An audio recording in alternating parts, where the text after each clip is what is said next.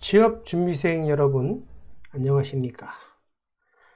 통상 채용 관련해서 서류 통과 시에는 실무 면접을 보게 되죠. 실무 면접을 보게 됩니다.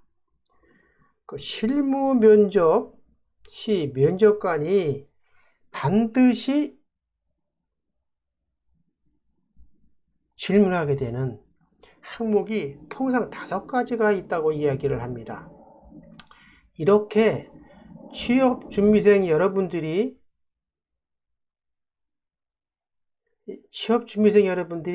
이렇게 준비하면 실무 면접에 합격할 수 있다 하는 방법을 여러분에게 알려드리고자 합니다.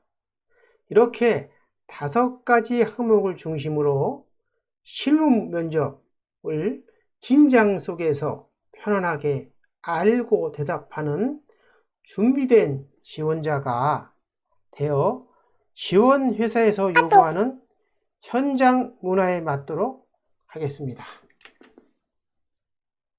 시작하기 전에 구독과 좋아요를 부탁드리겠습니다.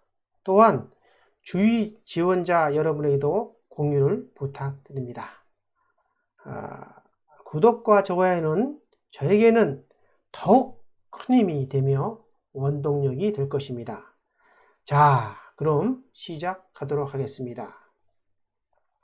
자, 면접 시에 반드시 질문한다고 제가 5가지를 질문한다고 했죠. 왜 이 5가지 항목에 주목해야 되겠습니까? 그런 이유는 면접관이 지원 직무에 필요한 인재라는 것을 확인하는 가장 중요한 방법, 보편적인 방법 중에 하나라는 것입니다. 그래서 지원자가 이 5가지 주요 항목을 제대로 숙지하면 어떠한 질문을 해도 그 안에 반드시 이 질문을 하게 되어 있다. 이렇게 여러분에게 이야기를 할 수 있습니다. 자, 5가지 항목은 여러분도 많이 들었을 겁니다. 첫 번째, 1분 자기소개. 2번째, 지원 동기. 자, 3번째 뭘까요? 강점. 어떤 강점입니까? 다른 지원자와 차별에 대한 강점이다. 다음에 4번째는 장단점, 마지막 할 말, 이렇게 합니다. 자, 1분 자기소개와 지원 동기는 통상적으로 이렇게 얘기를 합니다. 1분 자기소개를 묻지 않으면 지원 동기를 물어보게 되어 있습니다. 통상적으로 1분 안에 대답하게 되어 있는데 여러분들이 의자에 착석해서 1분 안에 여러분을 뽑겠다 안 뽑겠다는 결정을 면접관은 하게 됩니다. 몇 퍼센트 하게 되어 있습니까? 60%부터 80%를 마음속에 결정한다고 되어 있습니다. 따라서 여러분들은 1분 자기소개와 지원 동기는 철두철미하게 준비를 해 주시기 바랍니다. 1분 자기소개는 현업에 관련돼서 지원 직무와 관련되는 잠재 역량과 관련 경험을 여러분들 마음껏 자랑하라는 얘기입니다. 1분 자기소개나 첫 번째 질문한 지원 동기나 둘 중에 하나를 지원하게 되면 이때 여러분들은 면접관을 하여금 지원자 중에 최고의 호감도를 갖도록 해야 됩니다. 그 다음에 차별에 대한 강점은 어떤 차별에 대한 강점이 되겠습니까? 지원 직무에 관련된 강점이죠. 거기에 관련된 적합도와 경험입니다. 이건 통상적으로 스펙적인 부분이 많이 들어가죠. 전문성 부분입니다. 전문성 부분에 해당이 되고 성격의 장단점은 통상적으로 인성 부분을 물어보게 되는 겁니다. 그래서 현업에 얼마큼 융화되냐, 지원회사의 핵심 가치와 지원자의 가치관이 융화되가 안 되는가, 이런 것을 알아보고자 하는 것입니다. 당연하겠죠? 그것이 회사 가치관과 여러분의 가치관이 틀리면 뽑을 이유가 없지 않습니까? 그 다음에 마지막 할 말이 됩니다. 마지막 할 말 뒤에서 다시 한번 얼마나 간절하게 여러분들 필요를 해야 되는가, 이거에 대해서 이야기를 드리도록 하겠습니다. 면접에서 지원 동기가 됐던 1번 자격에서였던 강점이 됐던 어떤 부위들은 면접관의 질문 의도를 정확히 파악하는 것이 중요하다고 했죠. 답변은 중요하다. 그 다음에 이것은 제가 놓을까 말까 하다가 놓습니다. 여러분이 보너스를 하나 드리면 여러분들이 면접 연습을 할 때 면접관 사진, 뭐 인터넷에 면접관 사진, 면접관 많이 나오지 않습니까? 크게 한번 인쇄를 누가 돼도 괜찮습니다. 크게 제가 보통 실면접이면 한 40대 전후 이런 그 면접관 얼굴을 크게 정면으로 하나 확대 카피해 가지고 그걸 보면서 연습하는 것이 좋습니다. 어딜 봅니까? 인중이라는 눈을 보면서. 그렇게 되면 여러분들이 나중에 실제 면접 볼 때 좀 편합니다. 조금 더 편하죠. 안 본 것보다는. 그걸 보너스로 드리고요. 그 다음에 이제 대답을 할 때는 핵심 가치관에 근거해서 회사의 핵심 가치에 근접하라. 이렇게 꼭 얘기를 드릴 수 있습니다. 자, 1번 자기소개는 어떻게 합니까? 질문 의도는 다른 거 없습니다. 호감도의 시작입니다.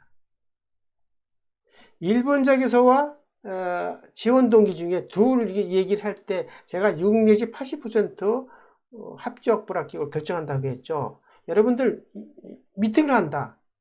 남학생은 여학생과 같이 미팅을 할 때 어떻게 합니까? 처음에 만났을 때 괜찮다고 느끼면 그 미팅 시간 끝날 때까지 괜찮습니다. 통상적으로. 바뀌는 경우가 드물어요. 설사 그 상대방이 나중에 사귀어 보니까 별로 마음에 안 든다. 그래도 그 만나실 때 30분간은 여러분들 그 상대자가 호감도 있게 돼 있습니다. 그게 인간 심리입니다. 면접관과 똑같습니다. 면접관 여러분들 30분밖에 안 봅니다. 더 이상 볼 일이 없어요. 입사에도 볼 일이 없습니다. 거의 그렇습니다. 그래서 호감도를 많이 갖게 해라. 여러분들이 지원 업무죠. 현업의 근무 관련돼서 마음껏 자랑하는 시간을 갖도록 해야 됩니다. 여러분들 실질적으로 1번 자기소개나 지원 동기를 처음에 첫 질문에 하게 되면은 그거 할 때 자기소개서를 보게 됩니다. 자기소개 내용을 보게 돼요. 중기업 이상 크게 대기업에서는. 그래서 그때 지원서의 질문 내용을 파악하게 되어 있습니다. 한쪽에서는 듣고 한쪽에서는 파악을 하게 어떤 것을 물어볼 것인가를 체크를 하게 되어 있습니다. 관련 질문이 이렇게 된 거 있죠. 이런 질문도 1번 자기소개 해보세요 하지 않은 것도 바로 이것이 자기소개입니다. 제가 제자들이 보면 교수님 저 자기소개 안 물어보던데 이러더라고요. 지원동기 안 물어보던데요? 이게 지원동기입니다. 입사에 수행한 업무와 관련된 자기자랑 해보세요. 이것도 자기소개 하라는 얘기입니다. 자기소개서가 곧 그거 아닙니까? 입사하여 수행한 업무와 관련되어 자기자랑. 그것이 자기소개죠. 뭘 소개할 겁니까? 자기소개를. 두 번째, 예시입니다. 예시. 이렇게 여러분들 지원자의 마음, 즉 지원자의 가치관이 회사의 핵심 가치가 일치를 보여준다. 회사에서 소통력을 좋아하는 지원 직무다. 예를 들어서 사무직에 또 생산직에 근무하면 동료들과 협업이 중요하지 않습니까? 사무직은 선후배 같은 인구와 또 협업이 중요하죠. 소통력이 좋아야 됩니다. 이 친구는 이렇게 얘기를 한 겁니다. 꼭 기억해 주시기 바랍니다. 여기서 상세한 것은 제가 따로 했기 때문에 간단히 넘어가도록 하겠습니다. 자, 지원동입니다. 두 번째. 질문도 뭐겠습니까? 이 친구가 지원자가 입사하고 싶은 간절함이 있는가 없는가? 간절함이 없다는 얘기 뭡니까? 물론 여러분들이 한 회사만 낸 건 아니죠. 보통상 5군데, 10군데 냈습니다.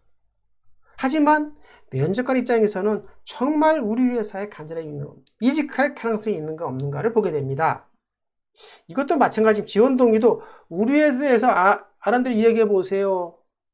이런 말들이 전체가 다 지원 동기에 해당되는 겁니다.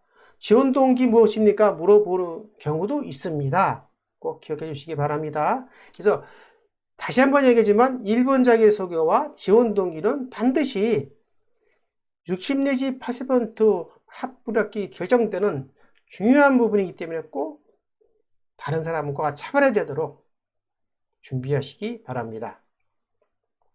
예를 들어서 이런 겁니다. 저는 이것은 회사 지원 동기입니다. 무슨 업계에서 이러한 부분이 어떤 것이 강점을 가지고 있다.